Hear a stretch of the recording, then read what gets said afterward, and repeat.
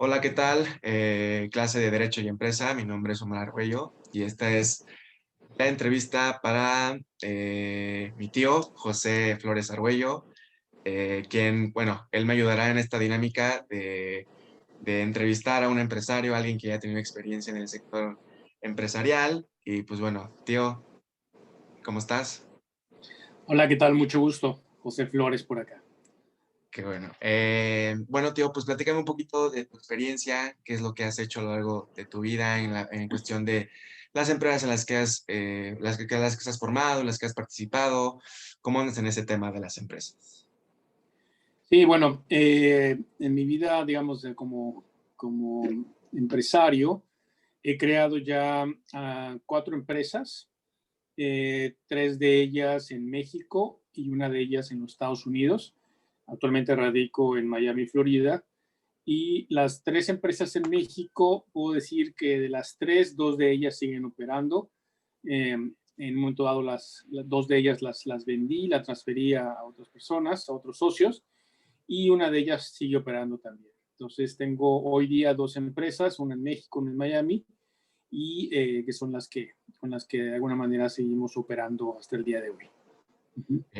Entonces, esas empresas todas han sido en el sector de tecnología, es decir, la parte de integración de servicios, venta de equipamiento, sobre todo en la parte de comunicaciones y Internet, infraestructura de red, y últimamente en la parte de ciberseguridad. Uh-huh. Ok, Sí, excelente. eso es lo que hay. Perfecto. Las dos en México y en Miami son del mismo giro. Son el mismo giro, aunque tienen diferente nombre. Una de ellas en México es más la parte de servicios y en Estados Unidos es más la parte de comercialización de productos. Ok. Uh-huh. Bueno, pues ahorita nos entramos de lleno a esa parte.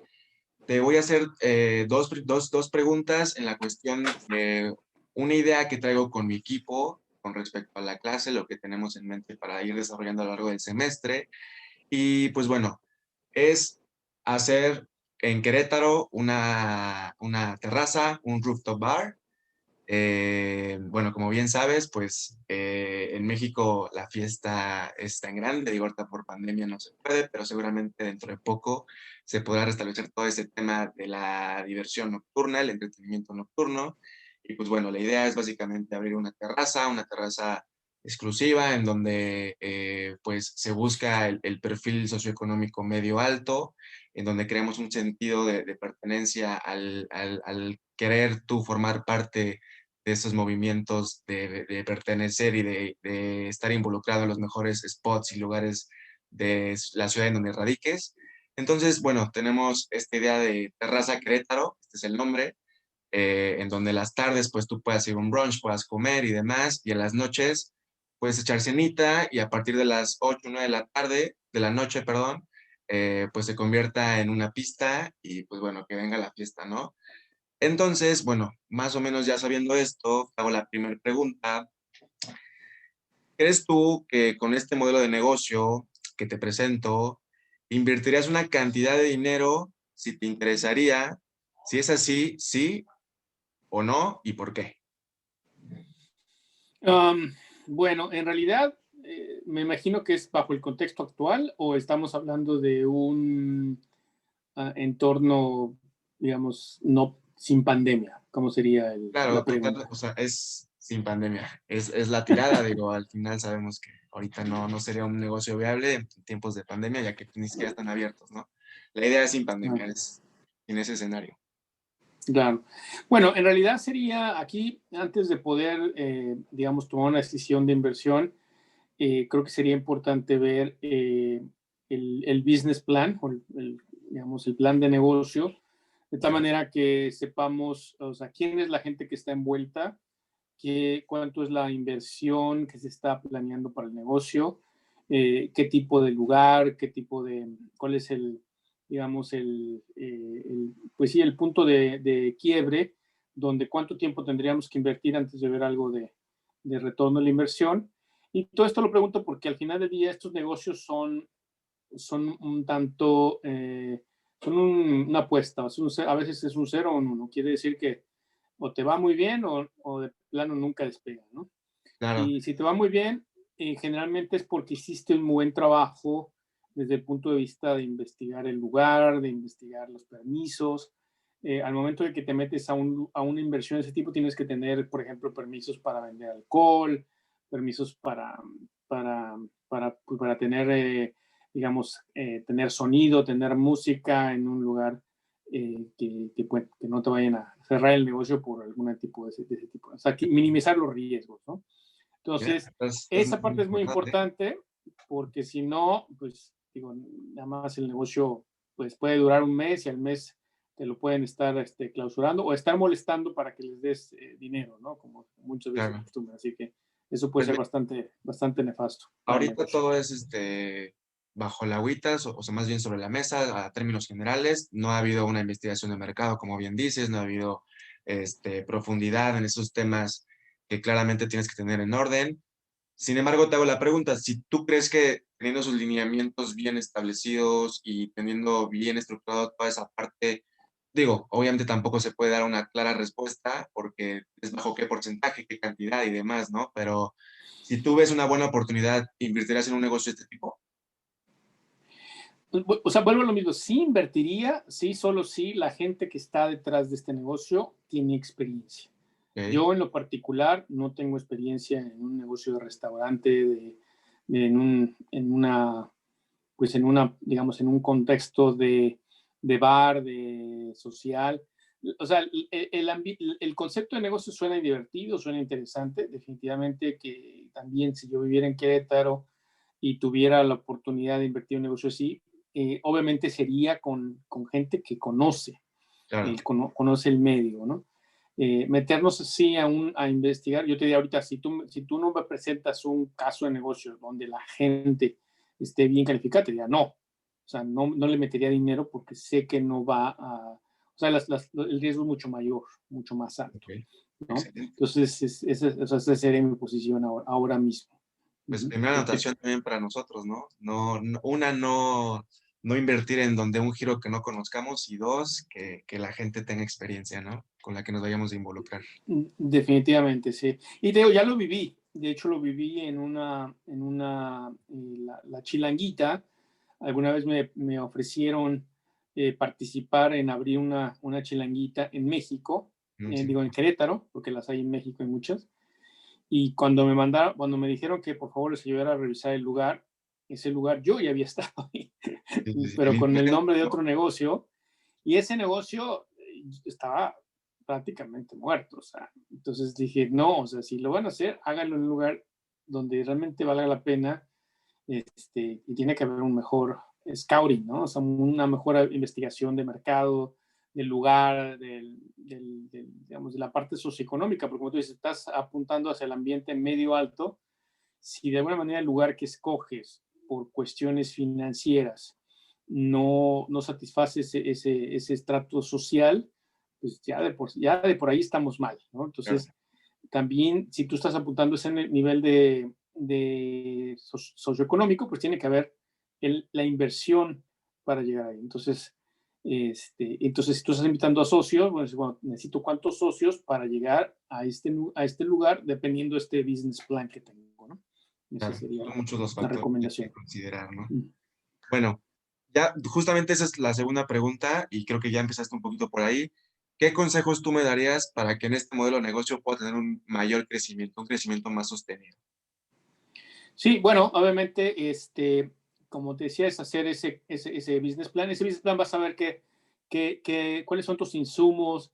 Tienes que preparar, digamos, tener una visión muy clara de decir cuánto tiempo puedo durar sin ganancias, cuánto tiempo voy a durar para llegar a ese punto de equilibrio, de tal manera que no me muera en el intento, ¿no?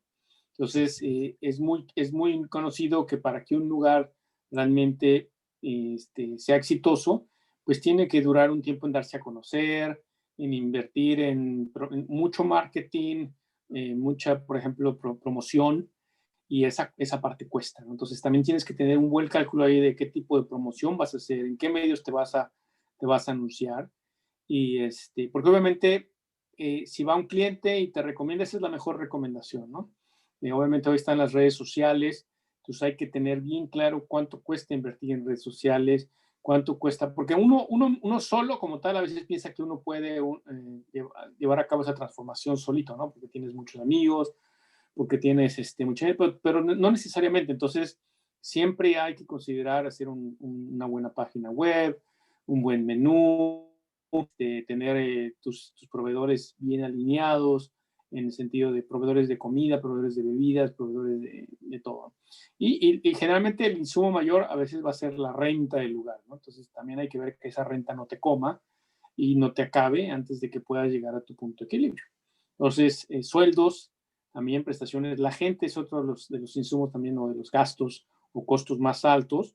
Y no solamente porque pueda costar muy alto el tener una persona X o Y con cierta experiencia, sino que al final del día también esa gente, si no está a gusto, si no la escoges bien, pues tampoco te va a llevar, te va a hacer redituable, ¿no? Rentable.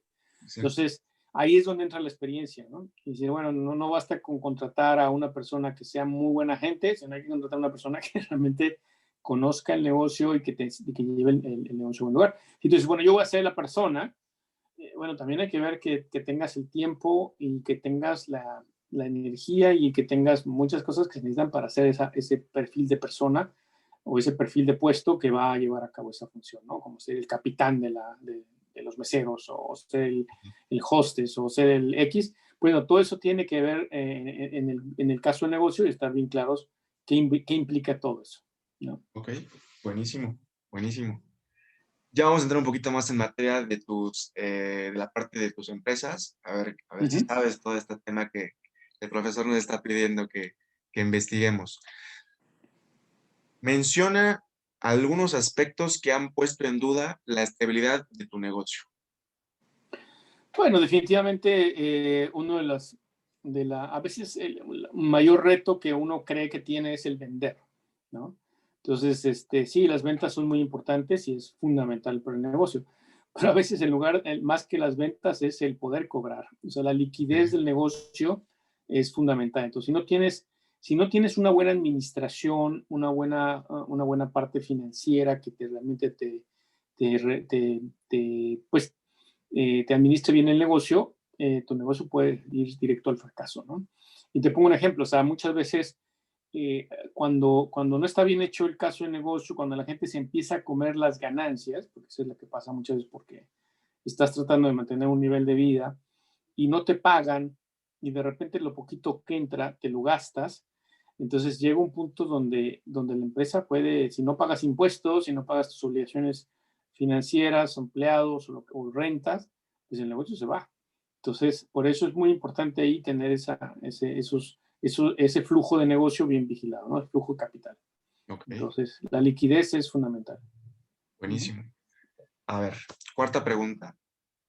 Cuando, cuando tú has requerido de los servicios jurídicos, menciona tres aspectos que consideres para contratar al prestador del servicio. En realidad, muy poco. Bueno, en mi experiencia no he tenido que hacerlo. Okay. No sé, dame un ejemplo de jurídico, como cuál sería. Porque realmente en la parte de mis negocios lo que hemos hecho es, digamos, todo lo que es la parte de notarios, la parte legal de fundación de la empresa, y de ahí no he metido más que a los contadores, si acaso. Sí. Y prácticamente en México por lo menos no hemos necesitado abogado. En Estados Unidos un poco más, sobre todo el punto de vista de algún contrato, se pide que se revise, pero no sé, por ejemplo, en la parte jurídica, ¿a qué te referirías? Yo creo que va más por ahí, o sea, justamente cuando necesitas o sea, la prestación de un servicio jurídico, va la parte de un abogado para un contrato o lo del notario. Creo que sí Uh son -huh. buenos ejemplos para, o sea, en qué te basas tú para elegir a alguien? Pues en que me baso es básicamente recomendación. Okay. Recomendación de, digamos, de terceros, conocidos. Y, por ejemplo, en el caso de Estados Unidos, pues es más bien ver ahí quién te da el mejor precio. Porque si no tienes muchos Okay. conocidos, es quién te da el mejor precio-beneficio y sobre todo tratar de minimizar ese tipo de gastos al máximo posible, ¿no? Okay. Buenísimo. Quinta pregunta. ¿Cuáles han sido los 5 o algunos de ellos de los aspectos que le dieron crecimiento a tu negocio? Bueno, definitivamente 5. Mencionamos, por ejemplo, la parte de relaciones es fundamental. O sea, si no tienes relación con otras empresas, con gente que está en el medio, definitivamente no hay, no, es muy difícil crecer, o sea, tener algún aspecto nuevo. Entonces, la parte de relaciones es fundamental. Obviamente, una buena promoción del negocio es otra. Eh, la parte, digamos, de producto y calidad, pues también es fundamental, porque si tienes un cliente, logras hacer la venta, pero si tu producto y la calidad de tu producto no es la adecuada, pues es debut y despedida. Y obviamente tener esa continuidad con el cliente, ¿no? Siempre estar encima de la operación de la empresa, entonces mantener una buena operación, una buena, digamos, pues sí, calidad al cliente, al servicio al cliente, y al final, bueno, también precio es fundamental, ¿no? Si no tienes el precio adecuado, también no vas a, entonces, ahí es donde las 4 P, ¿no? El precio, promoción, este, ¿cuál era la otra? Precio, promoción, place, el mercado donde estás vendiendo, y me falta Y una por producto, ahí. Y producto. producto, ¿no? Uh-huh. Producto. Sí. Buenísimo. Literal, yo creo que son los puntos más importantes. Sexta, ¿cuentas con libros corporativos en tu negocio?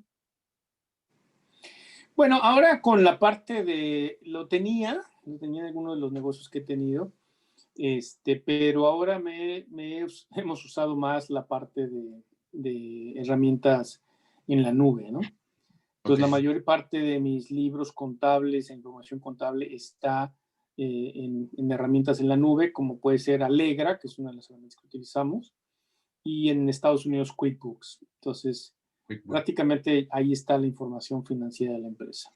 Uh-huh. Ok, Ya no están los libros de antes, ¿no? Que sí, eran ¿verdad? verdes ahí con rayita La roja. enciclopedia. Uh-huh. Creo que esta tal vez no va por tu giro, pues, corrígeme si estoy mal. Eh, ¿Cuentas con inventario de tus activos intangibles? Eh, En realidad, bueno, los pocos inventarios que tenemos, pues, como tú dices, normalmente no incurrimos mucho en ello.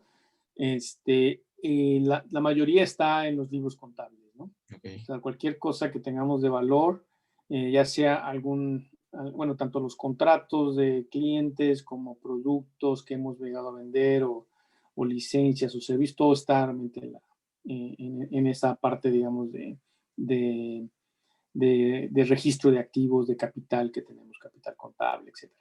Todo eso sí, está, digamos, en estos registros en la nube, ¿no? ok, ok, Entonces, buenísimo. ¿Las obligaciones laborales de tu empresa las descargas en un contador o cuentas con asesores en materia laboral para ello? es parte de la estrategia que yo he seguido, quizás no sea la mejor, pero no contratamos mucha gente. O sea, tratamos de hacerlo todo generalmente con terceros, es decir, subcontratamos personal para cada uno de los trabajos. Esto nos permite no tener, obviamente, una carga fiscal y laboral muy alta, y lo poco que tenemos lo tenemos con un contador externo. Todo eso lo Ok. maneja un contador externo. Uh-huh. Pues tal vez para algunos negocios es como mejor funciona, ¿no? Sí, te digo, la mente de la gente es complicado. Hay empresas que han crecido mucho gracias a que tienen una plantilla grande de gente, lo cual es muy encomiable. Digamos, como pequeño empresario, pues dar trabajo a la gente es importante, ¿no? Claro. Pero en el caso mío, por ejemplo, como me muevo tanto entre México, Estados Unidos y ahora menos a México, en realidad es importante tener una operación ligera, ¿no? Sí, Donde no tengamos esta responsabilidad grande. esa carga. Ok. Ujú. Novena pregunta. ¿Has practicado en tu empresa auditorías legales? Y si es así, ¿cuántas y qué aspectos has revisado? No, en realidad nunca hemos practicado auditorías legales. Hemos hecho, digamos, todo lo que son, o tratado de hacer, bueno, cuando nos piden, por ejemplo, para darnos de alta en alguna empresa, nos piden documentos de estados financieros auditados, por ejemplo. Generalmente utilizamos al contador para que nos den este tipo de información. Entonces, pero no es una auditoría legal como tal, no es una auditoría más que nada, no sé cómo se puede llamar, comercial, donde realmente lo que hacemos es proveer información que viene en estos libros bueno, en estos precisamente sistemas contables en la nube y ahí bajamos toda la información y es básicamente lo que se hace, ¿no? Obviamente, en base a eso también se audita, pero desde el punto de vista del contador, ¿no? Es decir, mira, aquí te falta esto, aquí te falta el otro, y al final todo esto de alguna manera está respaldado por información que hemos presentado fiscalmente o que de alguna manera está reflejada en nuestras declaraciones, por ejemplo, ¿no? Ok. Ok. ¿Cuentas con políticos de crédito y cobranza? Pues no muy sofisticadas, pero sí. O sea, en realidad es mucho, como te decía, es mucho el negocio de nosotros, es más empresas que conocemos, empresas que sabemos que tenemos más o menos control de negocio. Y bueno, nuestras políticas son las del mercado generalmente, ¿no? O la que muchas veces nos dicta el cliente. Desafortunadamente así es. Si yo te pago 90 días, bueno, pues 90 días y no hay de otra, ¿no? Te ajustas a lo Obviamente, que el cliente. si podemos hacerlas más favorables para nosotros, pues las hacemos, Claro. ¿no? Ok. ¿Cuentas con integración de expedientes para tus trabajadores? No, no, Ok. en realidad no. ¿Sabes cuáles son los alcances de la norma 35 de la Secretaría del Trabajo y Prevención Social? No. No, buenísimo. ¿Cuentas con trabajadores que realizan home office? Y si sí, ¿sabes cuáles son los lineamientos que deben seguir? Bueno, los socios somos los que trabajamos de home office, así que me imagino que muchos de estos lineamientos no necesariamente son, ¿cómo se dice? Enforzables, o sea, no sé, no son, No aplican. son sí, o a lo mejor aplican, pero no necesariamente que tengas que cumplir con ellos, ¿no? O sea, puede haber cierta flexibilidad, me imagino. Claro, tú. Pero sí, pero no tengo gente, o sea, hoy día no les pago. Es que bueno, regreso a lo mismo, no tenemos gente en plantilla que tenga que pagar al IMSS y social, todo eso. Generalmente subcontratamos y son los que ahora de alguna manera, bueno, también hay cierta normatividad que tenemos que seguir, ¿no? Cuando Claro. hacemos esa. Y sobre todo ahí es donde entra la parte también de contratos y que estamos siempre tratando, porque cambia todos los años, cambia todos los días, así que tratamos de ajustarnos y el contador muchas veces que nos ayuda con ese tipo de contratación. Ok. Ujú. A ver, si tuvieras que contratar a un recién egresado o a un estudiante, ¿cuánto considerarías que le pagarías por su tiempo y qué aspectos tendrías que considerar para contratarlo? Bueno, obviamente, en mi caso aplica más la parte, digamos, de gente egresado de alguna universidad técnica, tecnológica, tipo, bueno, hay muchos ahora, ¿no? Eh, Realmente sería para mí una especie de entry level, o sea, no podría pagarle demasiado, porque muchas veces aquí entras a aprender, ¿no? ¿En qué sentido? En el ambiente de tecnología, pues lo que te enseñan en las escuelas es bueno, pero siempre, a pesar de que ya tengas a lo mejor alguna certificación que ahora es muy usable o muy común que puedas tener una certificación de algún producto en la industria, que se maneja en la industria, no necesariamente quiere decir que estás al 100%. Entonces hay un proceso de educación, hay un proceso de educación continua y generalmente esa persona le vas a invertir mucho más de lo que realmente te va a retribuir, ¿no? Ok, Entonces hay que encontrar ahí el balance perfecto. Es un reto enorme porque al final del día lo que pasa es cuando contratas este tipo de gente egresado, la persona viene con mucha ambición, con muchas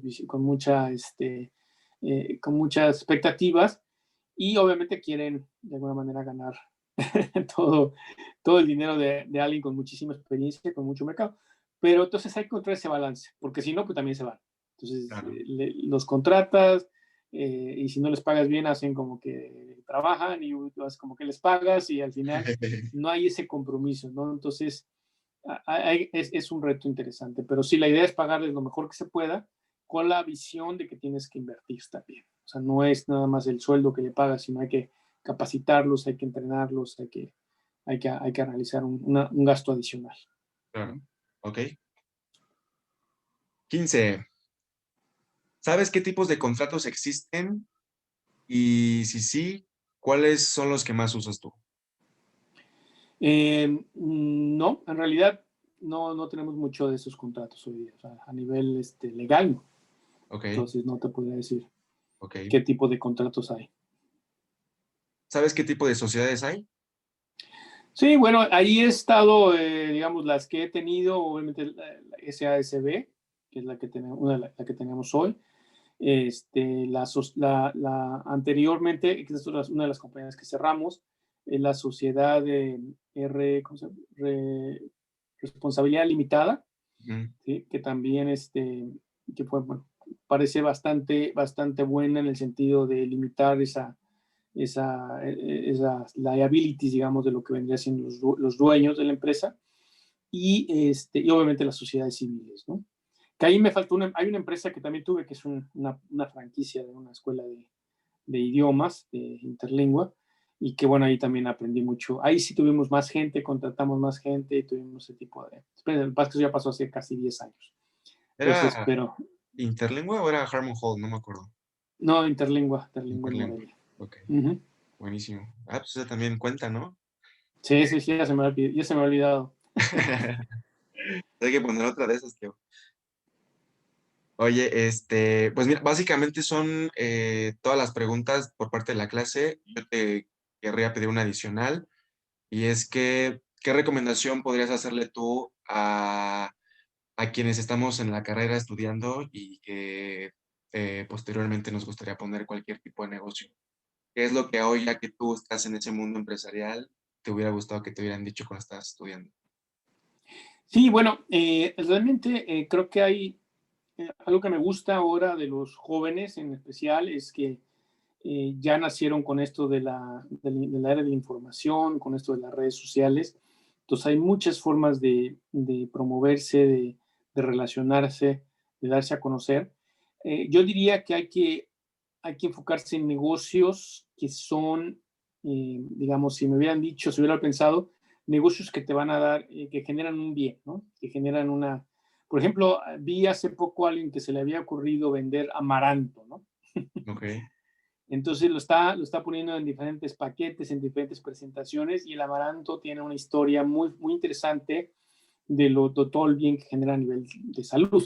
Entonces, parece algo que puede ser un bien, algo muy bueno, ¿no? A diferencia de los negocios tradicionales, que ya de alguna manera, este, pues están ahí, digamos, el negocio de, no sé, comercio, lo que sea, pues vender un producto que todos manejamos, pues simplemente vas a entrar a ser alguien del montón, ¿no? Entonces, es muy complicado, a menos que tengas un muy buen capital, a menos que tengas una muy buena, digamos, un muy buen soporte detrás de ti, pues es difícil ser exitoso. Entonces, sí es bueno, sí es importante ser creativos. La parte creativa es fundamental. La parte, digamos, de relacionamiento es otra parte fundamental. Creo que eso también los jóvenes, muchos jóvenes lo tienen. No todos de forma natural, pero es algo que si lo tienes hay que aprovecharlo. Y es eso, es creer en tus ideas, creer en tus sueños, apasionarte, ¿no? Apasionarte. Entonces, la pasión aquí es fundamental. Si no tienes pasión por algo que estás haciendo, o sea, mejor ni entrar. Porque si es nada más para cumplir con el check mark, con el cuadrito, o sea, mejor ni te metas, porque ser un empresario tienes que estar acostumbrado o tienes que estar preparado para tener muchas subidas, pero también muchas bajadas, y a veces bajadas no te recuperas, ¿no? Si no tienes la suficiente pasión.